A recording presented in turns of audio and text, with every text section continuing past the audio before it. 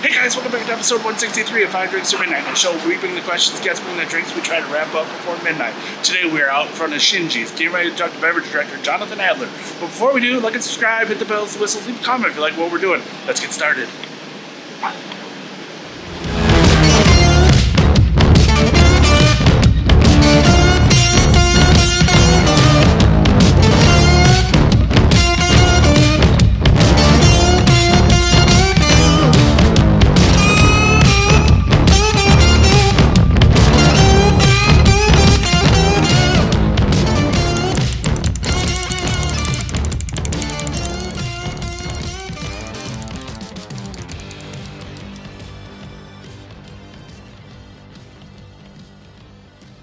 Jonathan, thank you so much for joining us. 5 drinks to midnight, 5 drinks, 5 questions, midnight, whatever comes first. Thank you so much for having us at Shinji's. How are you doing today, sir? I'm fantastic. Excellent. I'm doing great. I guess question one, what are we drinking first? This is our Honey Penny. So it's our take on a Vesper Martini. It's been at Shinji since we opened. Okay. So Honey Penny, it's in reference to the fact that the Vesper Martini was a drink that was not invented by a bartender, but rather a novelist, Ian Fleming, who wrote all the James Bond books. And A martini for our guest, Ellen. A pleasure. Shaken, not stirred. Of course. the poster right here is Roger Moore smoking a cigarette, drinking Excellent. a martini.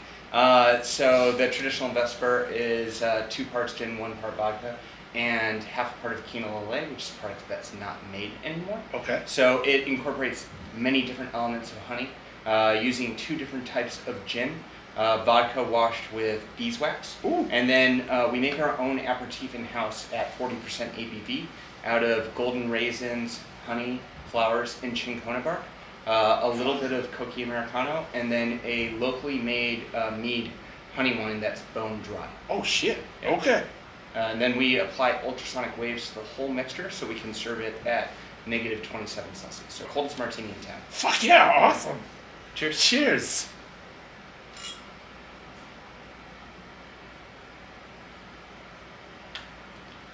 That is a fucking good martini. That is good. Oh, yeah. Yeah, nice and complex. We serve it in this kind of smaller pour just because you don't want too many of them. Sure. But also it allows you to go on to the next drink a lot easier than having like a giant martini. in front Sure. of you. I get you. But no, this is awesome. It's just, oh, Yeah. it's so fucking good. Yeah, it's one of my favorites, staff favorite. Yeah. As it warms up, the drink kind of develops and a lot more of the aromas and nuances come out. Right now it's just like bone chillingly cold. Oh, That's, so yeah. damn good. Yeah. That is awesome. But, all right, so question one is always an origin story. From chef to sommelier to now beverage director, how'd you get started in the hospitality world? Yeah, so I've been doing this for over 20 years now. Started when I was 14. Okay. Working at an Italian restaurant as a busboy. Okay. So, I mean, that was quite some time ago. I don't know how labor laws work now, but at the time I was really into skiing and didn't really have the money to, afford to go on my own other than like being on the ski team. So to be able to pay for extra lift tickets and equipment and whatnot, I decided I wanted to get a job. And I'm from Western Massachusetts, right outside of this city called Springfield, which is actually the second largest city in Massachusetts, but relatively unheard of. Okay. And I was kind of like looking around, I'm like, oh, well, where can I get a job? And I'm like, well, I could probably get a job at a restaurant. I had no business working in restaurants. My parents, my family hadn't worked in hospitality in any way. But to me, it was like kind of the fancy restaurant in town. Okay. Looking back on it, it's just like a red sauce Italian joint, but they were wearing like white button-up shirts and ties. So I'm like, oh, that's pretty fancy. I could probably make some good money there. So I called them, went in a few times, and eventually they hired me at the right young age of 14 to be a busboy. Okay. And it just kind of stuck with me. I ended up being a dishwasher at a couple other restaurants when I was in high school. I did go to college for engineering, but hated it. Okay. So I dropped out, messed around for a few years, still working in restaurants, cooking some here and there as well as dishwashing, and then eventually moved to New York when I was 21 and went to culinary school at ICE. Okay. So I think that's located now at Brookfield Place, but it used to be right near here on 23rd Street. And I loved it. I learned about like French classical cooking, some other styles of cuisine as well. Really taught me the basics and fundamentals of cooking. And then I started working at several restaurants in New York. So my first job was at Gramercy Tavern. I worked at Oceana as well for a little bit. And then I helped open up Osteria Marini, which sadly is no longer with us. And then helped open up the Dutch as well. And then the big kind of restaurant that helped me get to the position that was kind of higher up was as a sous chef at the Breslin, which used to be at the Ace Hotel. I think it's Column on there now. So I would work, close to 60 hours a week, mainly doing like the butchering, ordering, managing the prep staff, and I did that a little bit over a year because I had to work a very odd schedule. I was doing 3 days a week from 6 a.m. until 6 p.m. And then 2 days a week I would do overnight shifts from 7 p.m. until 6 a.m.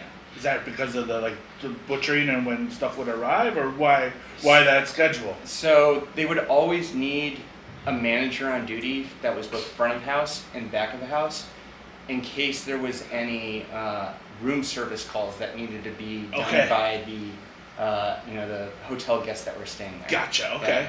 And actually, I used to do my overnight shifts with Matt Charles, who does Authentic Hospitality now. Like Jack's on Bond, Pebble Bar, all the spots at the Freehand Hotel. But when I was 25, 26 years old, that was tenable. I cannot imagine doing that now. But after a while, it got to be a little much.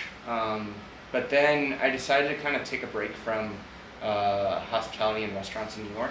And I remember reading this New York Times article about this restaurant called Cezanne in San Francisco. It was 2 Michelin stars at the time. And I remember reading the article and just seeing all the things they were doing. And my mind was absolutely blown. And I was like, I've never seen anything like this before. They have like a live fire in the kitchen. And all their platings are absolutely meticulous. Live aquarium where they're taking fish and shellfish out and cooking them to order sometimes. Wow. So I originally moved to San Francisco doing kind of a consulting gig out there for a private club. And it just really wasn't for me. So I was like, okay, well, here's my shot to try and make it to the big leagues. So I went out and I applied to the 3 2 Michelin star restaurants that were there in the city, which were Atelier Creme, Benu, and Cezanne. So when I sent my resume to Atelier Creme, they got back to me. But the way they got back to me was like a little bit odd. There were like a few typos and like everything was like a little bit like weird. So I didn't quite think that was for me. When I went to Benu, I just knocked on their door and they immediately asked me, do you know anyone or do you have any references from Per Se or the French Laundry? And I didn't. So they're like, oh, okay, sorry, we really can't take you. And then I just kind of lucked out. I knocked on the back door at Cezanne and they asked me if I wanted to stage the next day. And so I agreed to it. And I remember I went in, I worked a 14-hour shift that day, starting at 10 a.m. And at the end of the night, there was the sous chefs scrubbing the ceilings, the pastry chef was over here butchering fish and stuff, all at like 2 in the morning. And I was, my mind was blown. I had never seen this kind of work ethic, this kind of demand, and everyone kind of pushing to the highest level. And the chef asked me, he's like, okay, do you want the job? You ready to work hard? And I agreed to it.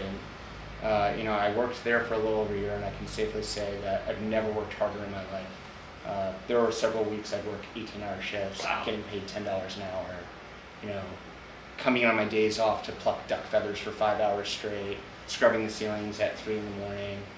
It was absolutely brutal, but it taught me about discipline and hard work and a lot of really intense technique that I still use to this day. So after that, I moved back to New York, landed at a restaurant called Contra, which is now Bar Contra, and I worked there as the meat cook for about a year. Okay. And it really opened my eyes to kind of the international world of restaurants and hospitality because this was back in like 2015. So at the time, pop-ups and guest shifts was really just a brand new thing. and they were doing them maybe once every month or so. Okay. So it really exposed me to like a lot of different styles of cuisine and thought processes behind chefs that I would never have been able to get exposed to unless I had been working there. And also that along with Saison got me a little bit interested in the front of house mentality of things, because at both places we were sometimes responsible for delivering the dishes to tables and to explain them to guests and whatnot, which was really exciting because usually as a chef you're behind the scenes. Sure. It's thankless work. You don't really get to see the people that are enjoying the fruits of your labor. And then after that I had an opportunity to move back to Western Mass to open up my own place with some people up there. So I opened up my own restaurant, put it together on a very low budget. I invested a little bit of money in it myself. It was called 7 Strong. It was named after the street it was on in Northampton, Massachusetts. Okay. Which is where Smith College is located. All right. So the focus of that was really championing produce and farmers from Massachusetts. So we only bought in whole animals. We only used produce from Massachusetts and New England. And that was my first time I was really getting my hands on working in the bar scene as well. So I kind of developed our beverage program with the help of some local bartenders. We didn't use any citrus. We only used ingredients that were local to Massachusetts. Okay. And that was really, really exciting for me. We also had the benefit that we had access to this amazing produce, so a lot of preservation and fermentation, and just really exciting. But it was put together on a shoestring budget. We didn't have the marketing or anything, so that only lasted for about a year and a half. And then I had the opportunity to go back out to California to work at this restaurant called Single Thread that had just opened up. I knew some people in the management that had worked at Saison and Contra as well that were over there. So I went out there and started cooking there, leading the first course station, which is called How Soon. So when you go to that restaurant and you sit down at your table, all these beautiful little plates are laid out on this kind of landscape that's put together by the farm team with floral arrangements and moss and whatnot. So that changed almost daily based on what was in season, what was available from the farm. Okay. So I was responsible for helping create all those dishes, but at the same time, it was my intention to move away from cooking and move onto the beverage side of things. Okay. So I would wake up in the morning at like 7 a.m. and then study wine for like 3 hours, and then work till around midnight, then taste with the SOM team and go home afterwards and study for like another 2 hours. And I did that for about 6 to 8 months, and then, luckily enough, I had studied enough where I was able to get my certified sommelier certificate and move on to the beverage team. That's fucking awesome. Yeah. So I was also able to be responsible for the non-alcoholic beverage pairing program, which I treated in a lot of ways as kind of my training for what I knew I eventually wanted to do, which was to move into cocktails. So putting those pairings together was really incredible.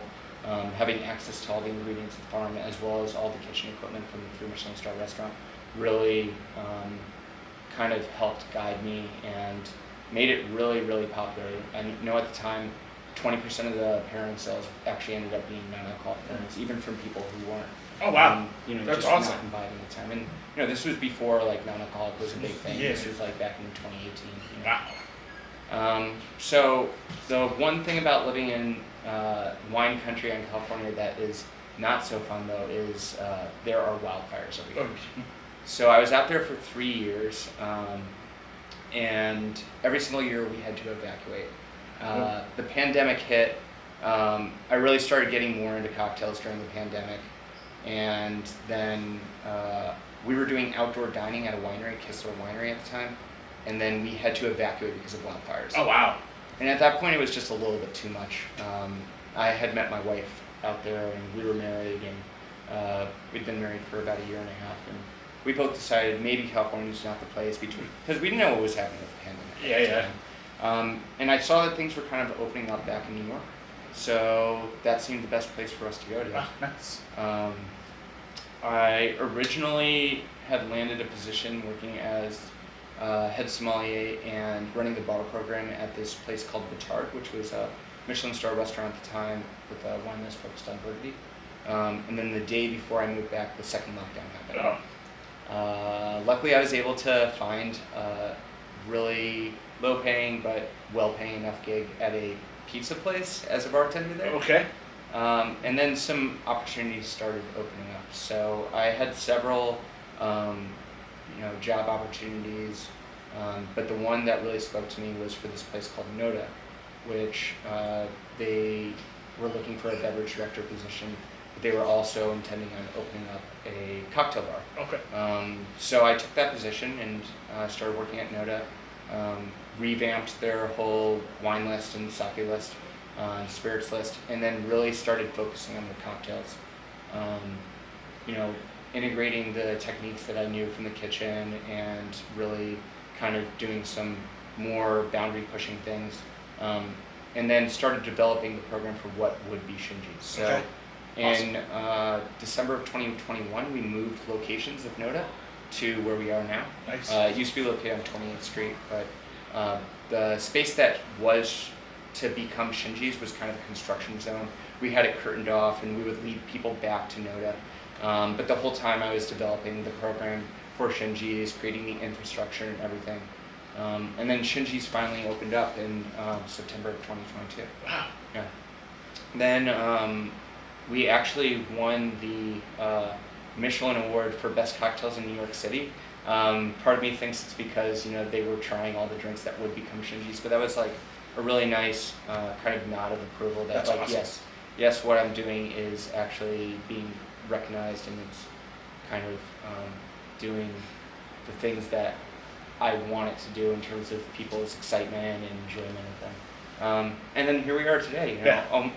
Almost 2.5 years later, Shinji's been open, and I can't be happier with the team we have now and the things that we're doing. But at the same time, I owe it all to kind of my discipline as being a chef and my understanding of hospitality and service, of being a sommelier and restaurant owner previously.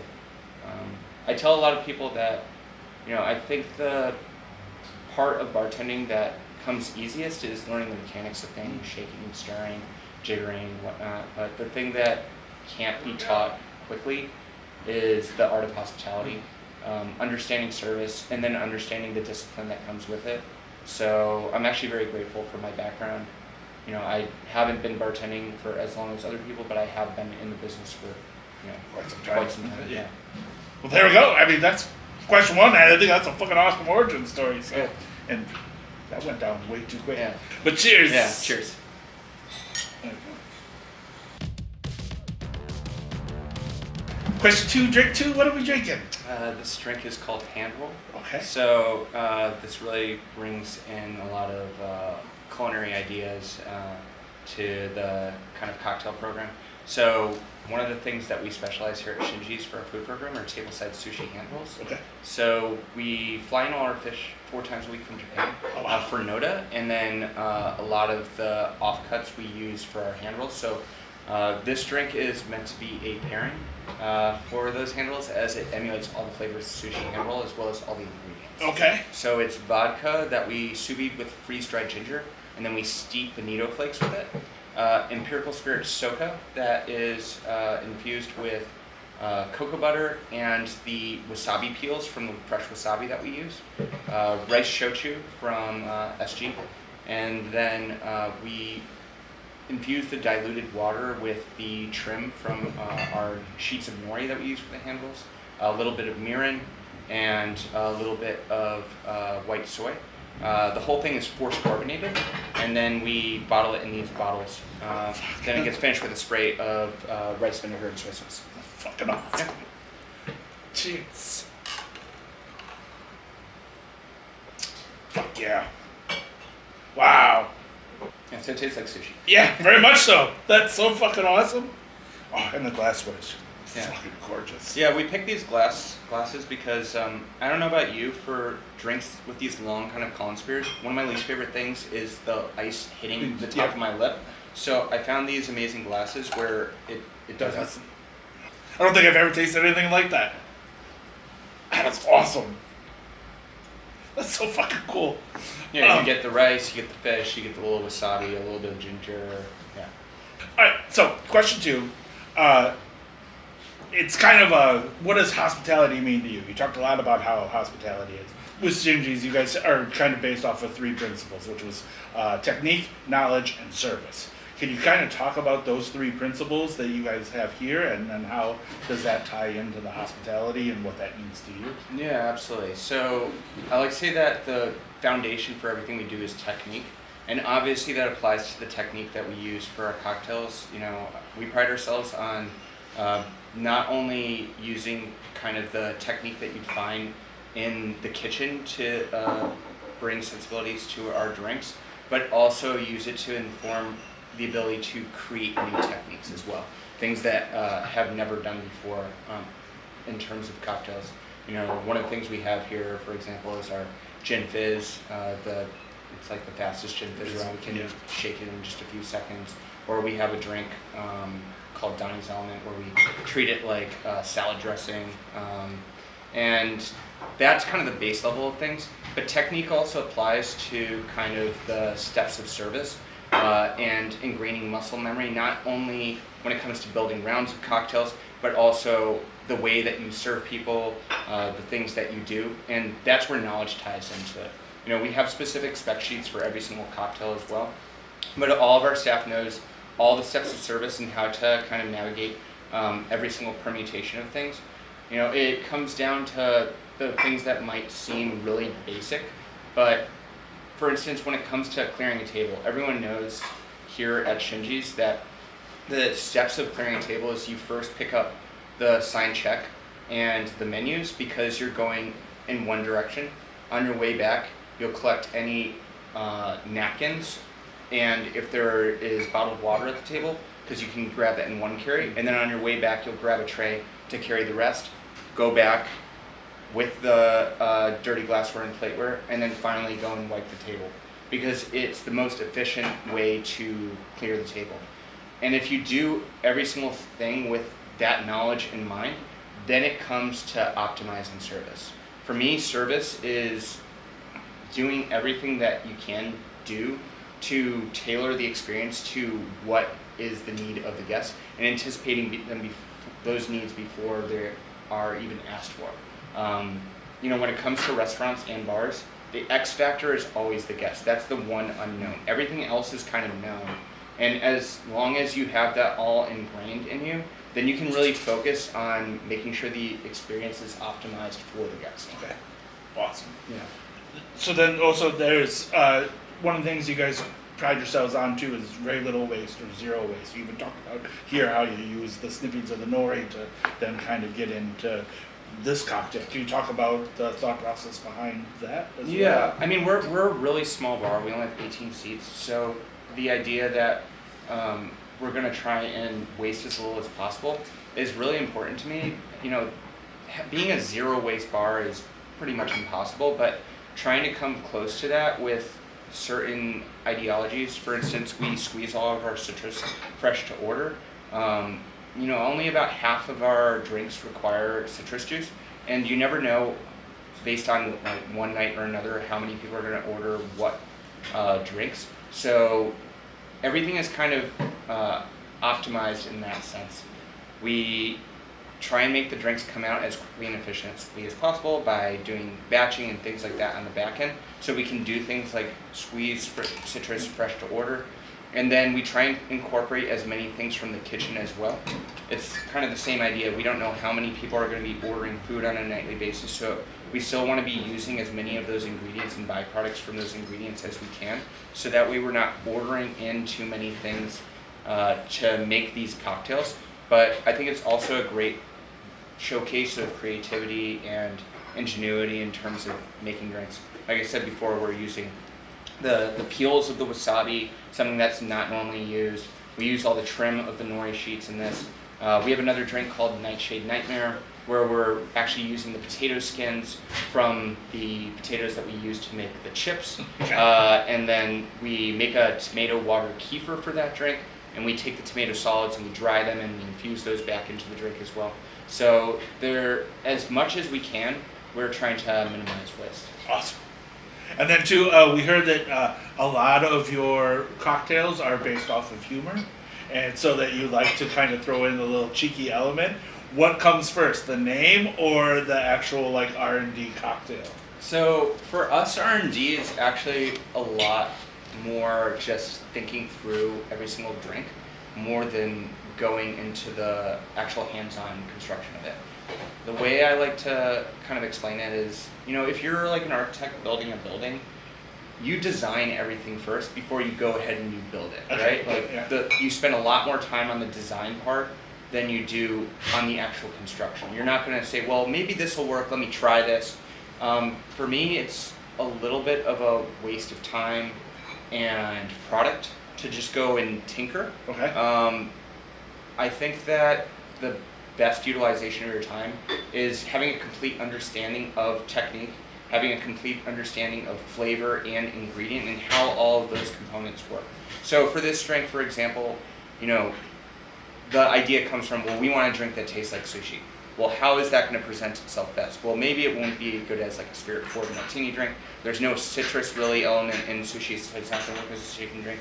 But as a long drink, carbonated drink, it'll definitely work really well. So now we know that it's going to be like a carbonated drink that tastes like sushi. Well, what are all the components of sushi? Well, there's the nori, the seaweed, there's the rice, there's the fish itself, there's the wasabi, there's the little pickled ginger on the side. So now we have all the different flavor components. So what are we going to do to make that kind of stand out in the cocktail?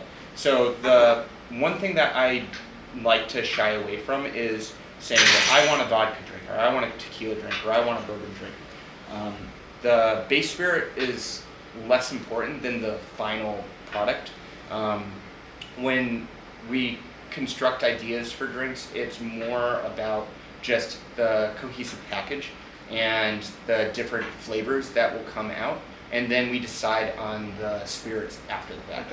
So for us, Soka was an interesting choice, but I had tasted Soka quite a few times before, and that the sorghum that they use and the manner in which they use it kind of tastes like a combination between fragrant rice koji as well as like an agricole rum, and I realized those would play really nicely with the wasabi. Getting the flavor of rice to come out in cocktails is actually a little bit difficult, but just using a rice shochu is really nice.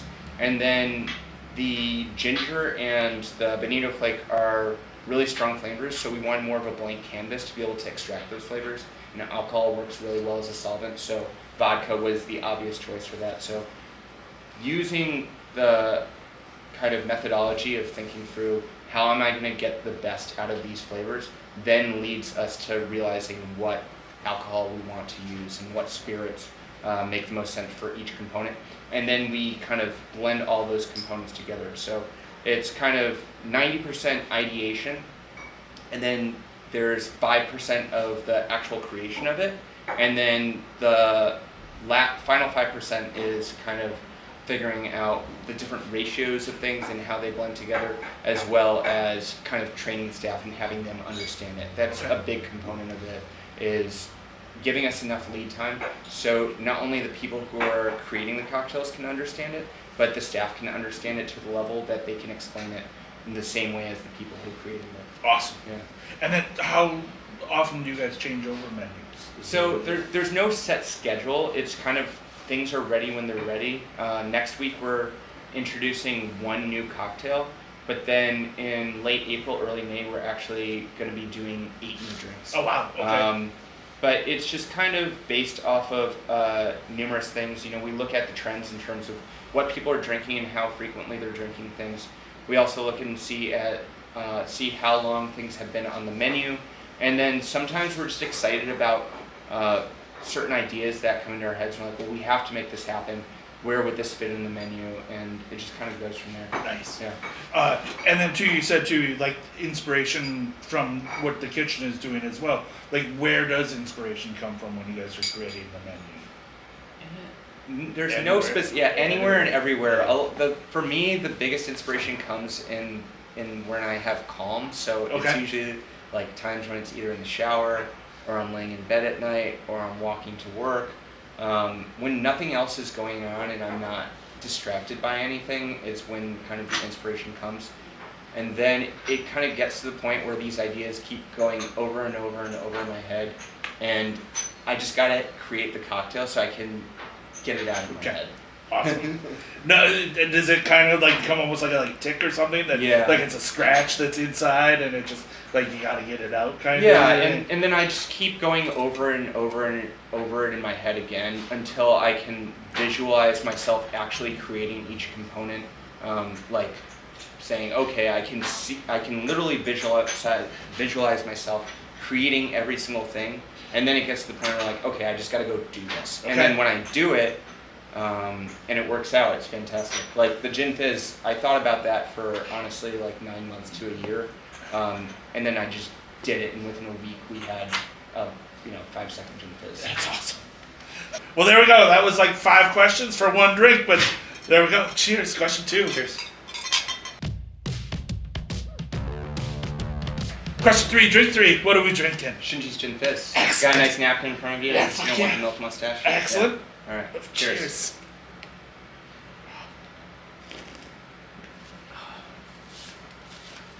Oh, fuck yeah. Oh.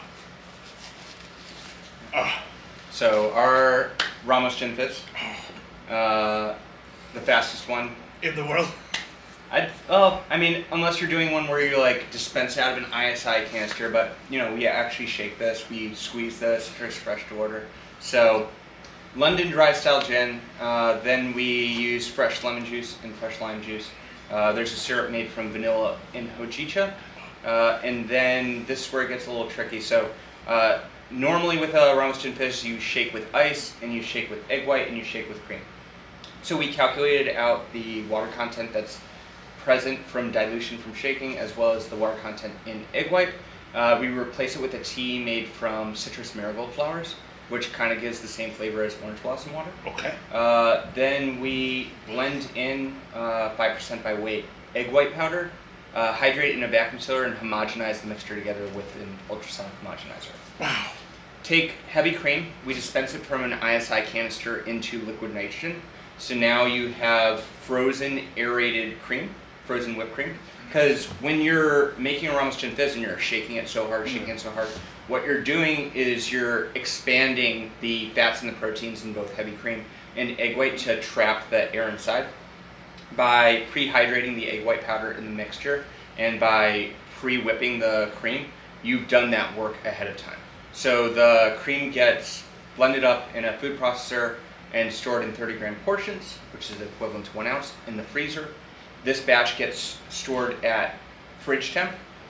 So when you shake it, you do a really light shake. It's just like a 5-second shake, just like this. Wow. The proteins and the fats from the cream bind with the proteins from the egg white. So when you pour it with the soda water, it just kind of instantly rings. Fuck, that's awesome. That's so cool. That's sick. I just love it. It's like you're fucking Willy Wonka. It's so damn awesome. And you'll be in a world of pure imagination. All right. So question 3, we call this our talking shit segment. We're not gonna talk that much shit, but like really, what's the one thing you want people to know about your craft? About bartending and hospitality in general? Well, just like what you do here at Shinji's, because I think it's a little bit different than bartending and hospitality. I mean, like again, we talked a little bit about the mad sciencey of that, but like that it's not intimidating. The space itself, it is intimate. There's a lot of technique goes into the drinks, and the service is polished, but at the same time, it's warm and inviting, and it's fun. You can come here and have fun. Especially whenever the room is filled with industry. The place explodes with energy. The vibe is amazing. It's the only place that I want to be.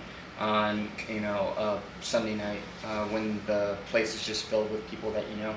And I think that a lot of kind of technique-focused bars in New York have failed because they really impose their ideology and what they do on to the guest.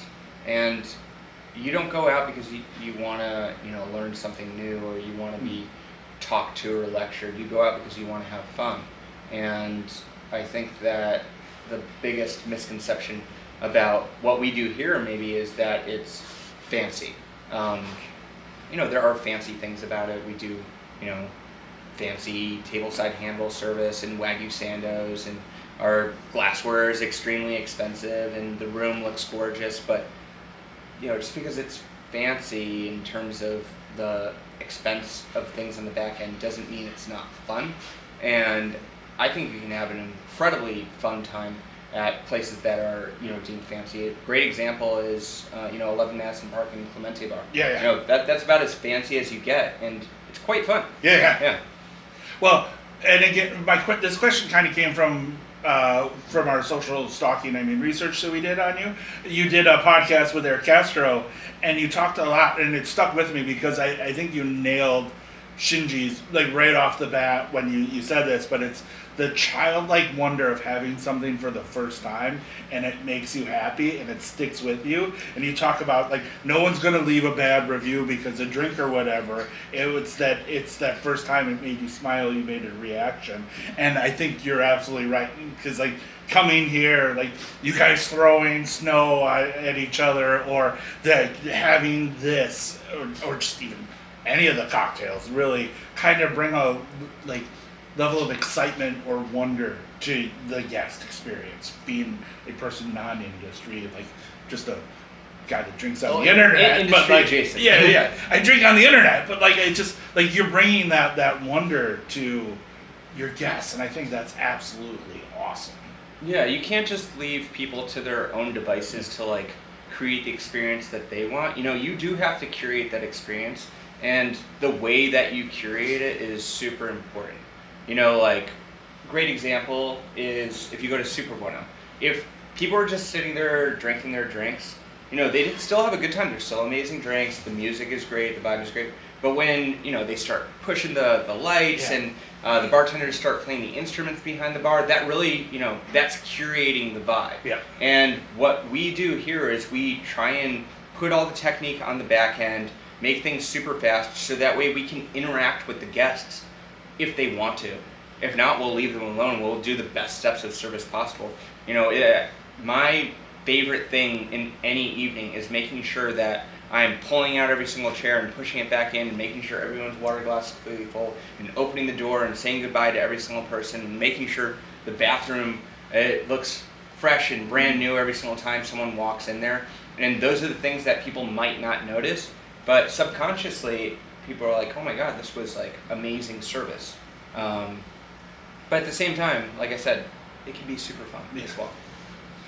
Awesome. Well, there we go. That's question 3. Like I said, we didn't talk that much shit, and that was fucking awesome. Awesome. Cheers. Cool.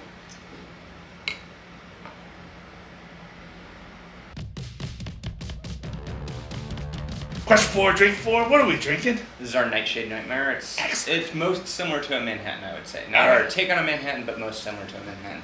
So Nightshade's a family of vegetables that includes tomatoes, potatoes, peppers, and eggplant. So we take the potato skins that I mentioned before from our potato chips, and we dry them, and then repurposed tomato solids that are dried, and we cook those off in palm oil. That gets sous vide into a mixture of rye whiskey and pisco. That's kind of the base. Then we lacto ferment red pepper juice, and then we make products that we call tomato water kefir. So if you've ever had the kind of dairy probiotic drink kefir before, we take tomato water and we add kefir grains to it, and then we ferment that and strain it off. So those two things, the tomato water kefir and the lacto fermented pepper juice, get combined with some sweet vermouth, a little bit of white soy sauce, and then we make smoked eggplant bitters. We empty Cointreau into liquid nitrogen and separate the ethanol off of it, and then we take dried eggplant rounds light them on fire, and then extinguish it with the Cointreau ethanol to make smoked eggplant bitters. Yeah. Fuck. And then the garnish is an orange peel in the shape of an N because this drink is a nightmare to make. Cheers. Cheers. And the glassware, just, again, fucking awesome. Like, that's just...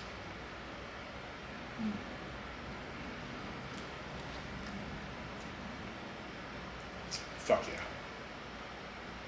That is awesome. Yeah, it's got this nice little chocolate note, even though there's no like chocolate in there. Right. Yeah. That is... Oh, that's fucking awesome. Yeah, I think there's a lot of places where they're like, we did this, we did that, and then you taste it and you're like, oh, that just tastes like a normal drink. But like, you know, everything is done for a reason, and it tastes like the sum of its parts. Yeah. I'm not getting, like you said, like the eggplant, the bitters. You like, get that like nice earthiness from the potato skins. Yeah, you get that that's- fruitiness from the tomatoes Yeah. and the that brightness from the pepper juice. Yeah, like it just keeps evolving on your palate. Like that's just, it's fucking awesome. All right, so question 4. Do you think that, again, with your background, do you think that bartenders should more embrace that kind of culinary aspect of creation, if you will, when making drinks? I mean, I think it's happening in terms of like you have places like Double Chicken Please that, you know, really popularize the idea of making drinks taste like food. You have places like Clemente Bar where they're working in tandem with the kitchen to create products like different misos and things like that. And the only thing that's missing from there is the, you know, the actual practice of working in a kitchen. I'm not saying that that's completely necessary, and there are plenty of bar programs out there that are very regimented, very detail-oriented, and, you know, it takes a long time to learn them. You know, I mean, famously at Employees Only, it took, like 2 years before you could go from, like, a bar back to, like, a principal or something like that. So those things are in place. But the more discipline and the more organization you have, no matter what field you're in, it's only going to be to your benefit. I mean, when we were working at Cezanne, we would run 3 different timers at all times. One would be 15 minutes, one would be for 5 minutes, and one would be for like whatever task we have it on hand to like keep us on task. Like there were certain projects where I would literally micromanage my finger movements. I would count the steps from one place to another in time, like where I was going in one position to another, and that was just for the prep. You know, wow.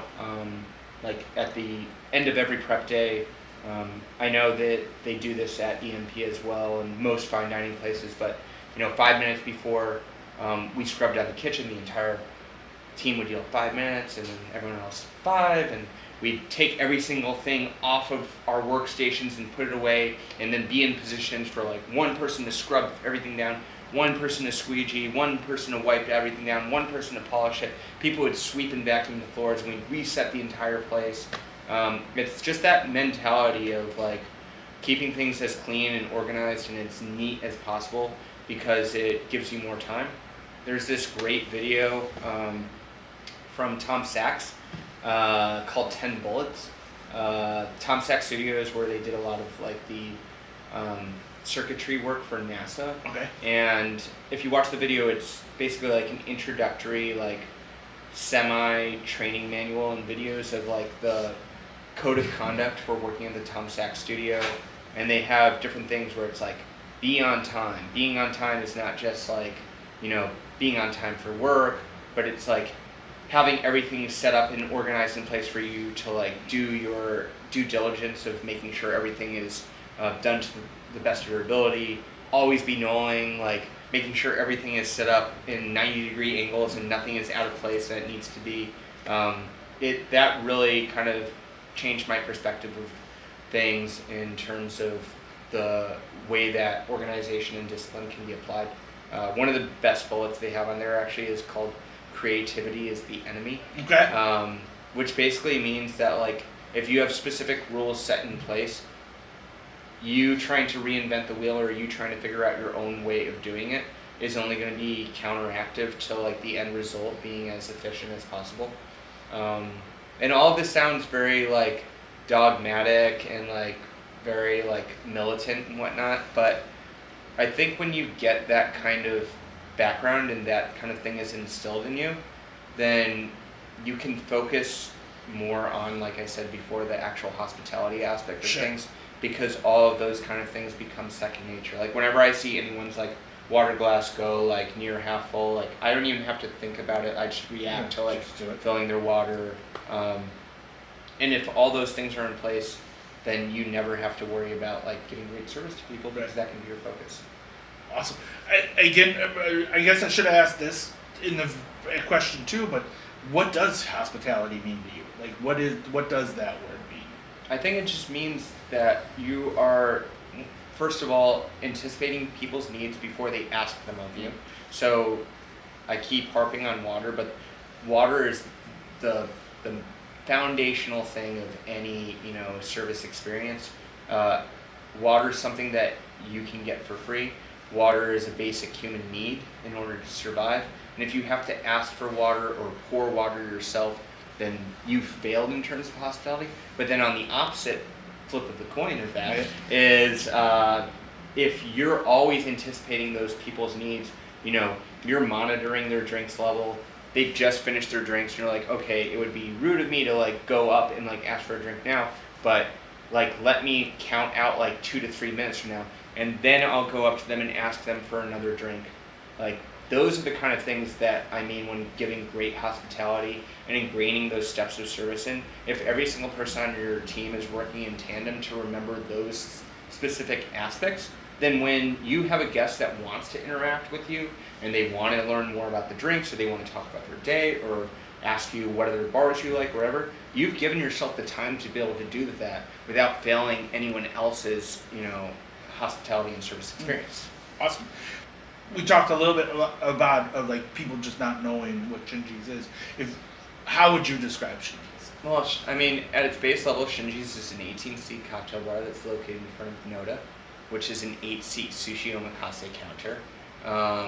But we specialize in drinks that are technique forward. There's definitely something for everyone's palate, and nothing is too out there. There are some things that are more adventurous, but for the most part, you're going to have amazing, delicious drinks.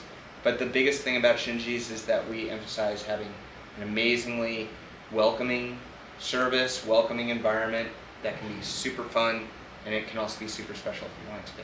Awesome. And then you talked a little bit about how January is kind of your planning month. I guess just our last follow-up question is, what's next for you guys in 2025? Well, we've got some great guest shifts coming up. In a few weeks, we have a team from Locale Firenze. I think by the time this airs, it might have already happened, or it's imminently going to maybe the next few days. Yep. We've got some trips planned for the staff. We're already planning some amazing things for Tales of the Cocktail.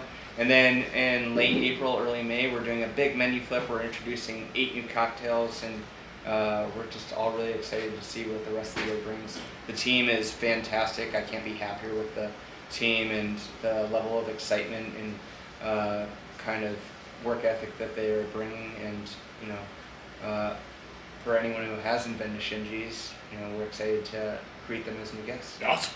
Well, there we go. Yeah. Question 4 is super easy. That was fucking awesome. But cheers.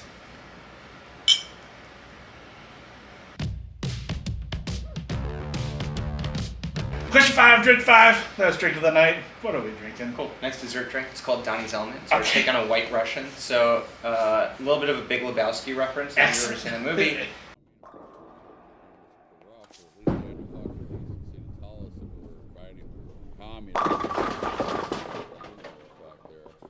He unfortunately dies at the end of the movie. Spoiler alert. Yeah. Donnie was a good bowler and a good man. He was one of us. He was a man who loved the outdoors and bowling.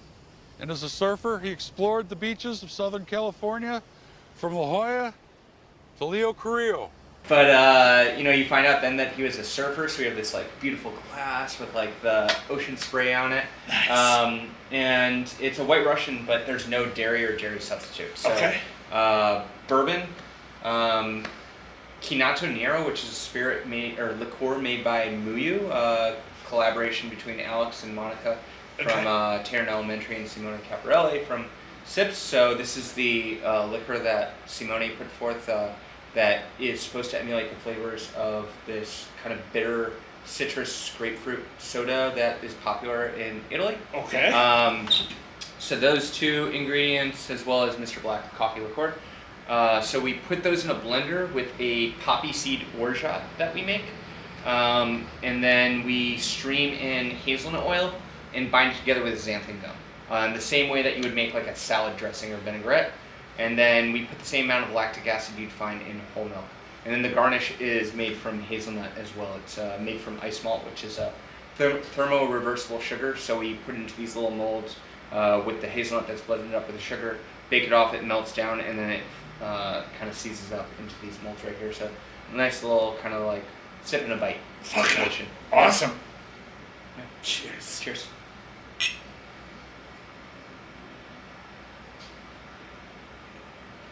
Oh, yeah. Yeah, so no dairy. That's fucking awesome. Again, wow. That's just amazing. And this is actually like not very technically advanced in terms of like all you need really is a blender to make this. Okay. Yeah. Your lab but just must be fucking awesome. Like just people call it a lab, but it's really just a couple of prep tables with a bunch of equipment. Right? Okay, well, your prep tables must just be really awesome because that's just Alright, so question 5 comes down to flip the whiskey Wednesday coin. You can flip it, you can spin it, you can do whatever you want. The coin will give us the answer. You don't have to answer unless you really want to answer. But also, this question is just a silly way to end the night because we've had 5 drinks and we've answered more than 5 questions. But question 5, you're rooted in humor. You like to give your drinks some weird names. Have you ever named a drink just really weird to see if anybody would order it on a menu? So do I spin the coin now, or? Yeah. The coin will give us the answer, and then if you want to answer. All right, I'm gonna spin it.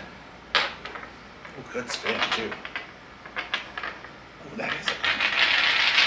Says fuck no. But I feel that's a lie.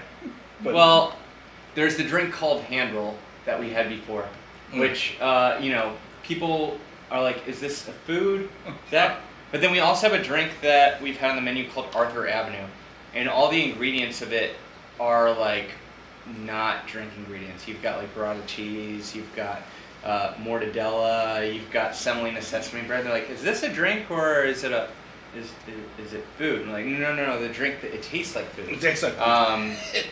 But the answer is no. I mean, like, I'm not gonna name something so out there that it would cause people to not want to drink it. Right. It kind of defeats the purpose of. Well, because again, you have the clementine, the orange drink. Oh, the Tropicana. Tropicana, yes. Sorry, where you put But like, I was just wondering if there was ever if you would ever name something just to see if people would order it. Not. That's a good idea though.